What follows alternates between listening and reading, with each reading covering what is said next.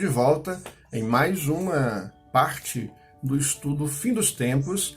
Nós já chegamos aí à 16ª, né, parte, e agora é a 17ª parte. Só tem mais uma depois dessa e a gente encerra a explicação, acredito, né, dessa série de acontecimentos a partir do arrebatamento. No quadro anterior, no estudo anterior, nós falamos sobre as bênçãos espirituais, no anterior ainda, né, sobre as bênçãos que seriam físicas, como seria aspecto físico do reino milenar, no anterior sobre aspectos espirituais, de justiça, de bênçãos, né, e enfim, uma submissão, um entendimento de várias questões relacionadas à vida cristã.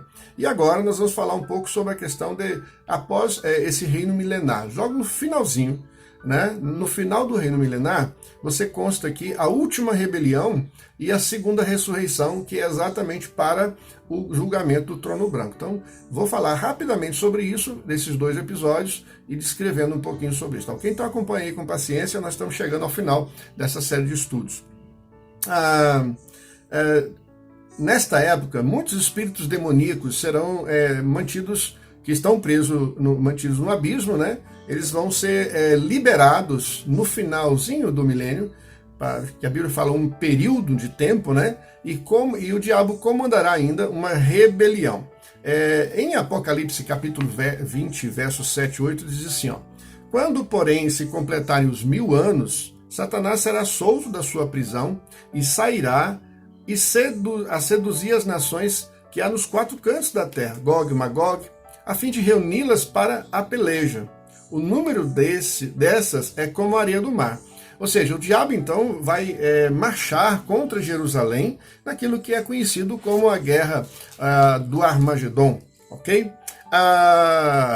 Ainda em João 8,44, né, quando Jesus fala sobre a questão do diabo, ele fala assim, ó, o diabo, né, ele foi homicida desde o princípio e jamais se firmou na verdade, porque nele não há verdade.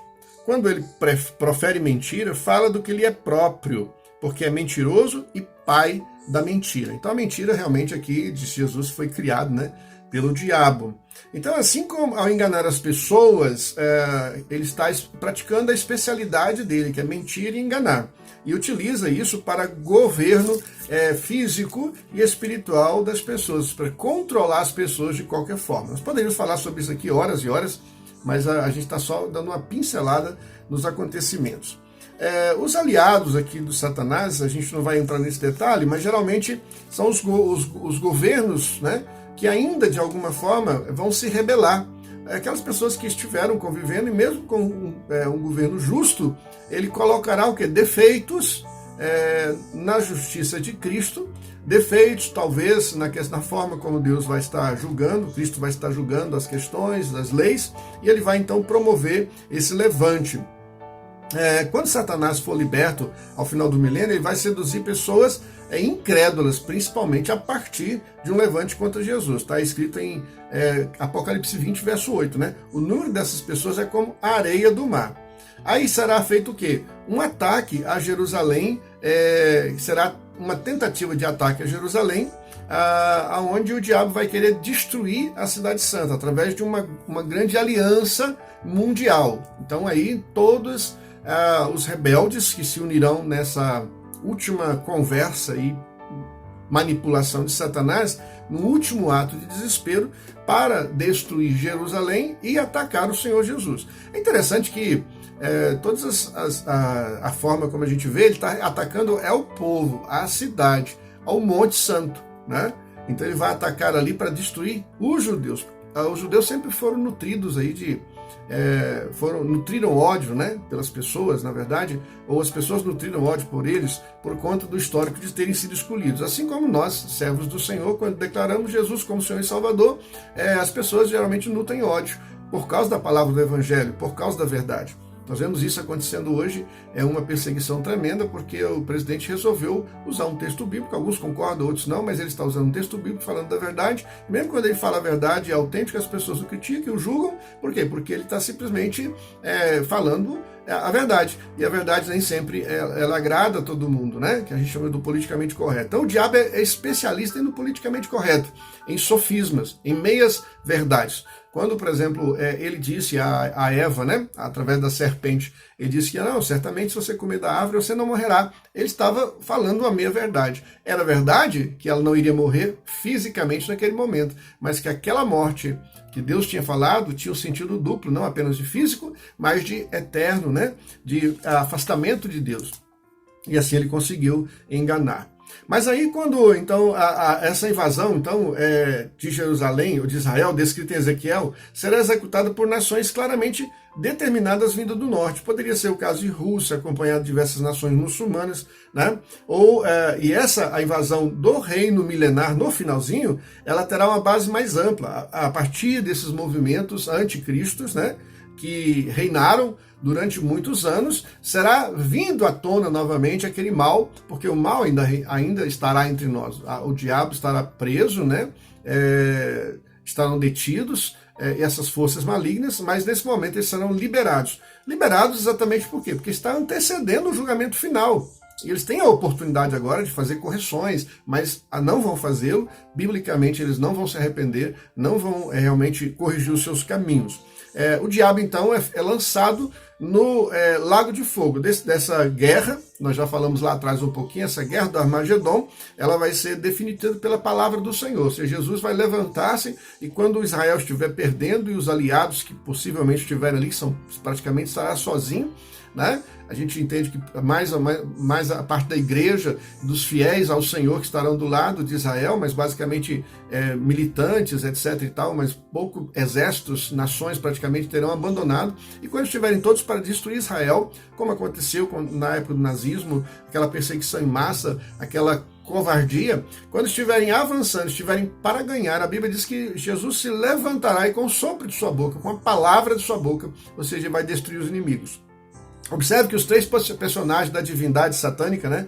O diabo, o anticristo e o falso profeta seguem para o mesmo destino. Diz aqui o texto, olha, em Apocalipse 20, verso 10. O diabo, o sedutor deles, foi lançado para dentro do lago de fogo e enxofre, onde já se encontram não só a besta, como também o falso profeta, e serão atormentados de dia e de noite pelo século dos séculos. Então o diabo e alguns outros demônios são levantados, mas já não tem mais a besta, os falsos profetas já foram lançados, e agora eles são lançados todos juntos, nesse momento, então, após o reino milenar. Para ser mais exato, o anticristo e o falso profeta serão lançados no novo lago de fogo, ainda durante o reino milenar, ok? Ainda antes do reino milenar. E eles já estarão padecendo em tormento durante 1000 anos, então, antes que o diabo se junte a eles. Muito interessante também é que o diabo não é o único anjo caído a ser julgado e lançado no fogo. Todos os demônios que lhe serviram também serão julgados. Aí vem o terceiro fato que eu quero chamar a atenção. Haverá também uma ressurreição dos ímpios. Nós falamos lá atrás da ressurreição dos santos, né? E agora, a Bíblia diz claramente que as pessoas que participaram do julgamento diante do trono branco, ou seja, que participarão, né? Isso é, os incrédulos falecidos serão ressuscitados para esse julgamento, ok? E os que também estiverem vivos, né, que participarão desse trono branco. Então, diz o texto aqui em João 5, 28 a 29, né? Não vos maravilheis disto, porque vem a hora em que todos que se acham nos túmulos ouvirão a sua voz e sairão. Os que tiverem feito bem para a ressurreição da vida e os que tiverem praticado mal para a ressurreição do juízo. Ao contrário dessa suposição bíblica, né, fala de duas ressurreições. A primeira é dos remidos e a segunda é a dos incrédulos. Nós já falamos sobre isso, né, e evidentemente aí nós estamos trabalhando com essa questão que nós já ensinamos nessa visão. As expressões primeira ressurreição refere-se à ressurreição dos salvos e a segunda à ressurreição dos ímpios. Por outro lado, a segunda ressurreição é um acontecimento terrível, né? Todas as pessoas incrédulas de todos os tempos serão ressuscitadas ao final do reino milenar para serem julgadas diante do trono de Deus. Apocalipse capítulo 20, verso de 1 a 15. Os corpos desses incrédulos ressurretos também serão incorruptíveis e imortais. Eles receberão corpos eternos e, apesar de sofrerem o fogo do inferno, não queimarão, mas padecerão sofrimentos por toda a eternidade. É um outro nível que nós não conseguimos entender ainda e comensurar, ok? Corpos também, de alguma forma, na forma definitiva que deveria ser na eternidade, ok? A outra questão importante também é que os incrédulos falecidos, né, serão julgados também. Ao contrário dos crentes que aguardarão simplesmente pelo recebimento ou não do galardão, os incrédulos precisarão enfrentar um terrível julgamento para finalmente serem jogados no lago de fogo. A possibilidade de arrependimento, julgamento. É evidente que julgamento pressupõe, né, que há a possibilidade de arrependimento, e a Bíblia diz que esse julgamento é de determinação do juízo de Deus. A questão é que, sendo que o próprio Jesus estará ali nesse trono branco, participando, hoje ele é nosso advogado diante de Deus, né?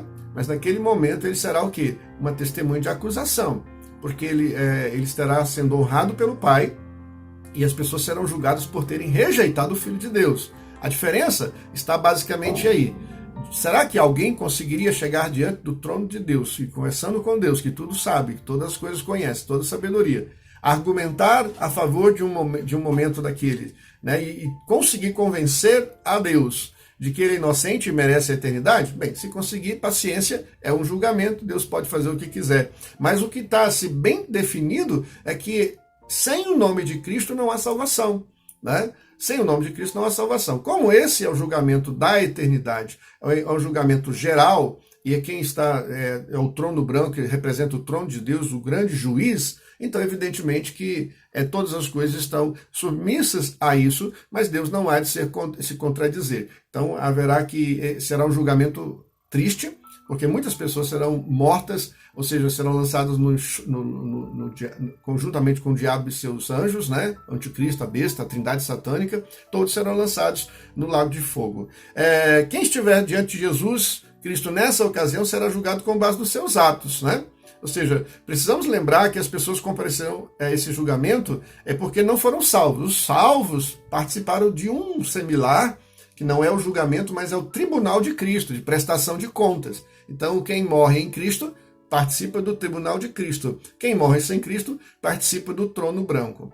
E os que morrem em Cristo, né, eles passam por uma avaliação, né, onde vão receber as suas recompensas, coroas, etc., com Cristo, o Filho de Deus, porque morreram por causa do nome de Cristo, ou seja, confessando Jesus. No dia final do tribunal, aqueles que morreram com Cristo, seja os que foram arrebatados, que voltaram, né, e participaram do milênio como seres já glorificados, ou mesmo os que estiverem vivos naquele momento, ou que morreram durante aquele período, eles também ressuscitarão, para que eles também estarão também diante de Deus, prontos para prestar contas, mas como testemunha também de servos do Senhor, ok? Então, os servos do Senhor estarão numa posição não de julgamento nesse caso, mas de testemunha. Ok?